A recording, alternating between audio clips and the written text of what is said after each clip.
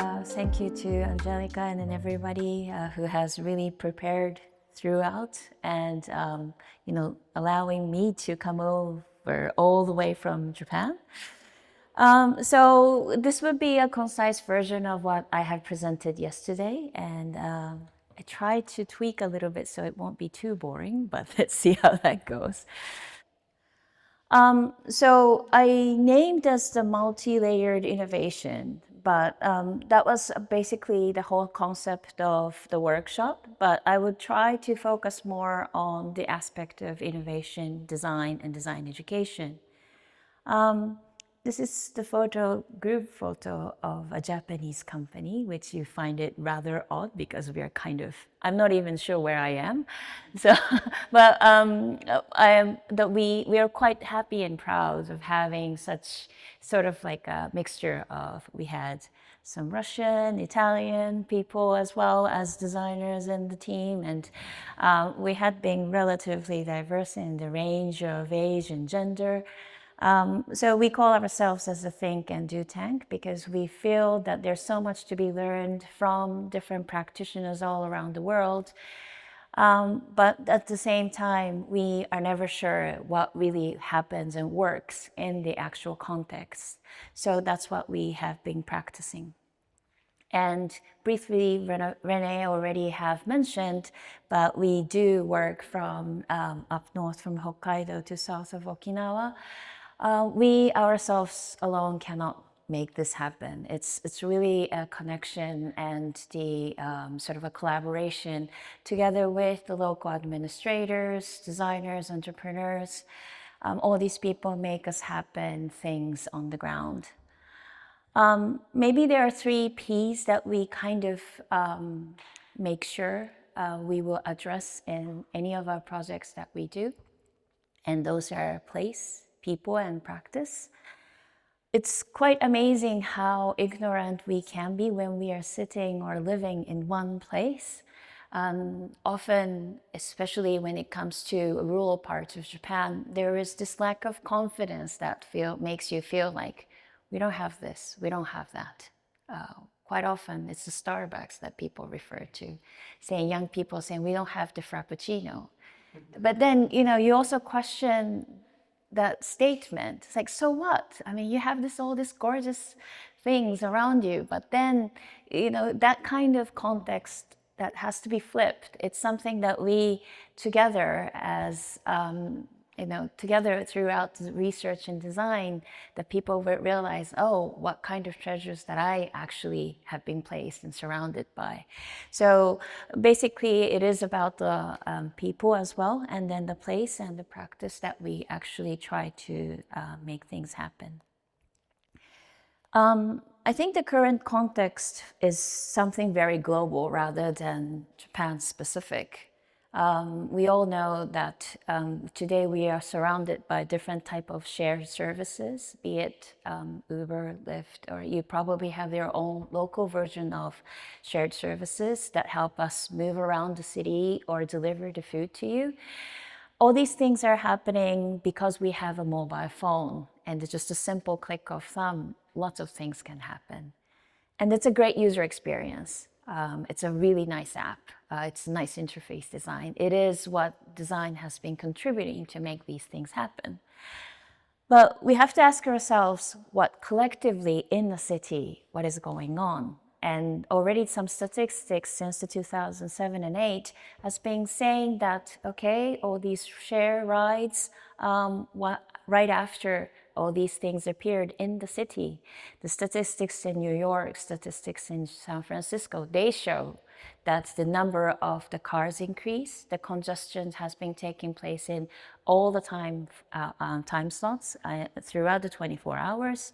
So it is great that it's very convenient to you individually, but how is it as a city? Is it really getting better? We have to ask these questions, which is a very complex one because it is beyond one individual designer's role that we have to think of this. So that's why, as Gareth was also saying about the transdisciplinarity and then also like collaborating with different parts of professions, this is really, really important and valid in today. Now, this is a gorgeous colorful photo, but it is actually on the green field. There are colorful bicycles basically abandoned. These are also the same consequences. These are the bicycles that have been thrown away after the startups in China has bankrupted. Bigger or smaller, these kind of things are happening all parts of the world. But in this case, yellow, pink, all these color-coded bicycles, they're only being used for just like a couple of months or maybe maximum a year or two. And then these are abandoned and the number really exceeded over like tens of millions. So this is kind of the framework that we kind of start thinking about. So it is the individuals that we deliver, maybe we may be delivering apps and phones, but then probably we have to think in the organizational level, what is it that we're delivering? And then maybe as a city level, we have to think about, is it really making our lives better? So this is something that we have been looking into. So because it's always difficult to argue what is innovation, but we are always trying to push ourselves to claim that innovation is, in essence, it is really the way that would kind of, or be it as a product or a service, it really transforms our lives. And it has to be so sort of dramatic that it's irreversible. But then I think the question today is not just about this irreversibility, but who's actually taking part in this process and how are we making this happen? So I collected some funny little examples, I'm not quite sure if it's funny, but some examples from Japan. The city of Zama has approximately 20 waste collectors. This truck is painted by themselves. But what is happening is that they've been using some digital technologies to trace who is collecting the waste, domestic waste from where. And this real-time data synchronization allows other people to help in case they have some more rooms to pack their trucks, then they can help out. So before, all these kind of waste trucks, they've been just collecting as much as they can and then just going back and forth between the city and the collection center. Now they can synchronize. Now it seems like a really small thing, but what is going on is that all these 20 people, they can go back home at the same time because they are helping each other. But before, when you didn't do that, it was just individual work. This is a city of Inami. It's sort of in the sort of like a coastal line of Toyama Prefecture. This is a wooden craft town. They have been really proud of their craftsmanship, but then they have been suffering from the depopulation. And then they have quite a lot of akiya, which is the abandoned house, which actually occupies 10% of the Japanese houses today. So they realized maybe they should renovate. And since they have also their skills of craftsmanship, they can also teach their crafts for the tourists who would stay. So they have now this place called Bed and Craft. So if you stay there, you can experience all this craftsmanship in the room, but also in the morning, you can also make crafts on your own with some experts who, this guy actually also can carve Buddhas. He can also help you out on the carving as well. This one is the video. I don't know if any of you have been to a place where the garbage has been thrown away. I don't want you to focus on the garbage itself, but the fact that I was there to take the photos and can bear with it. Typically, domestic wastes, when they're collected, it has a certain sense. So it's not really a very comfortable place to be sitting in. This is a town called Osaki. They managed to decrease their waste by 85%. So 85% of the domestic waste they've collected are now recycled. And it took them 20 years. But then the city and the citizens, they are collaborating to make this happen. Okay? And then this is the sorry, the letters are missing, but this is the one of the daycares in Kirishima City, which you guys have worked on the workshop yesterday. They harvest rice, they cook food. It's not really obvious, but this little 3-year-old is holding a knife, which is kind of scary, but they can cut by themselves. And then actually making miso. Miso is a very important ingredient for us to make everyday soup. But then using the local rice, local salt, local koji, which is to help the fermentation. I heard from the teachers that the smell of the fermentation, the kids can tell when to make the miso. And they say, oh, it's today, but the teachers can't tell. So the practice makes it, you pro. So by the time that when they start making miso from the 3-year-old, by the time that they graduate and go to primary school at the age of 6, they have done the miso making for 36 times. Make them, pretty good master of miso making as well as the grannies do. So they're kind of skipping some of the generations, including myself. I've never made miso, to be honest, but these kids can teach what it means to be circular and to use local food and to even use your senses to make some, domestic food that we use every day.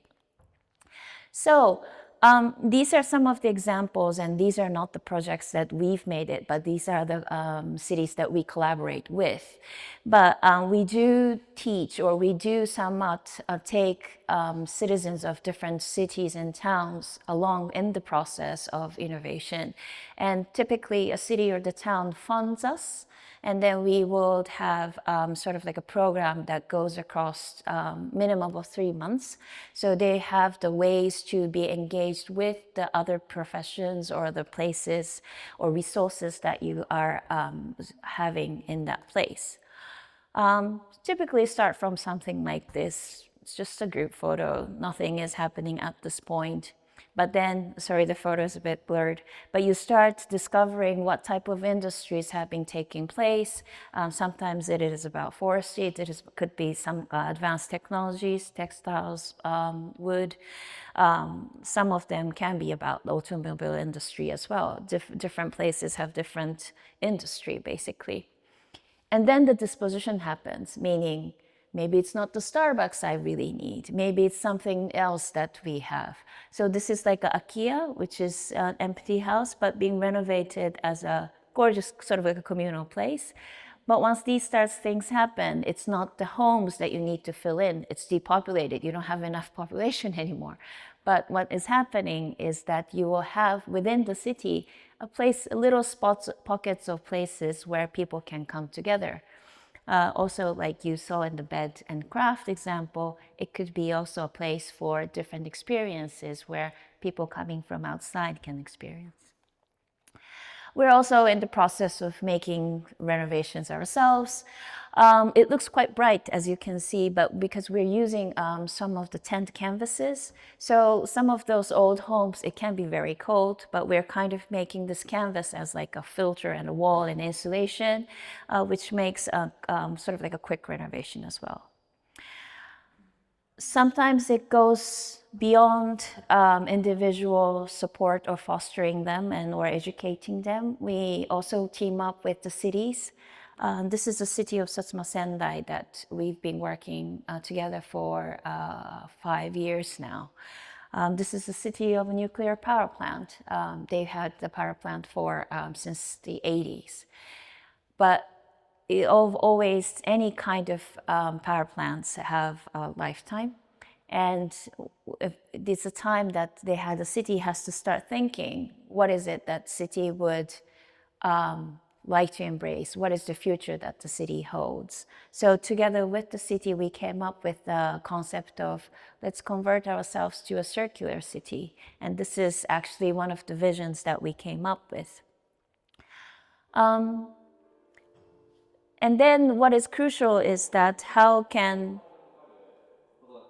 also the citizens, they can also embrace these concepts. So we now have a small place, which is kind of what we call as like a creative repair hub. And we are organizing different types of workshops. maybe it's a coincidence, maybe it is not, but this was sort of like a bio. So they've been collecting different kind of pigments from different places around the city, and they made miso out of some of the ones that is safe to use. It's not like a random thinking, but this was like, you know, looking for some of the things that we are surrounded by, which is not so easy to monitor, but sort of give some opportunities to for them to sort of being engaged with this nature, and then to sort of present what that holds.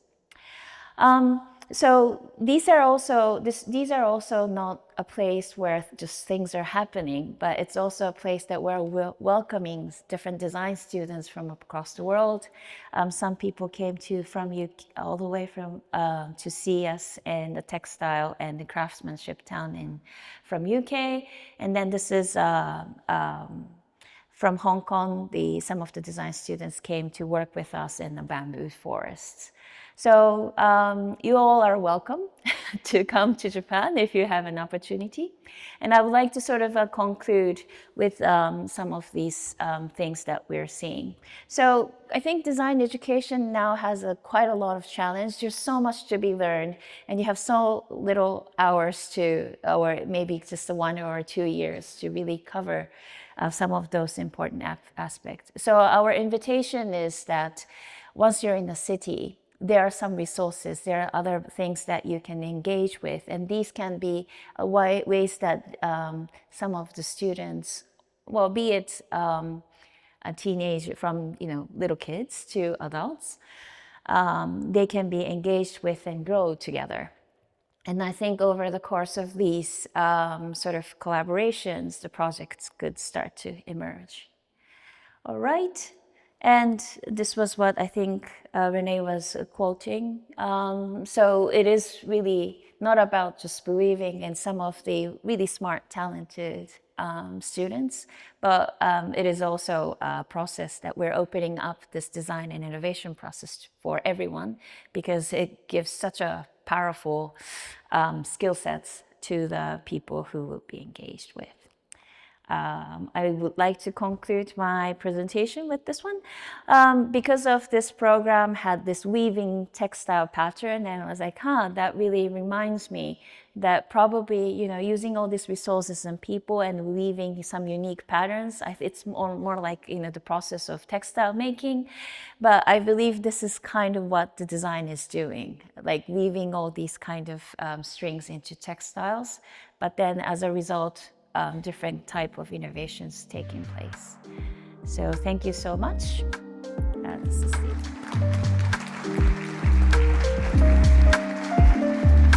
it.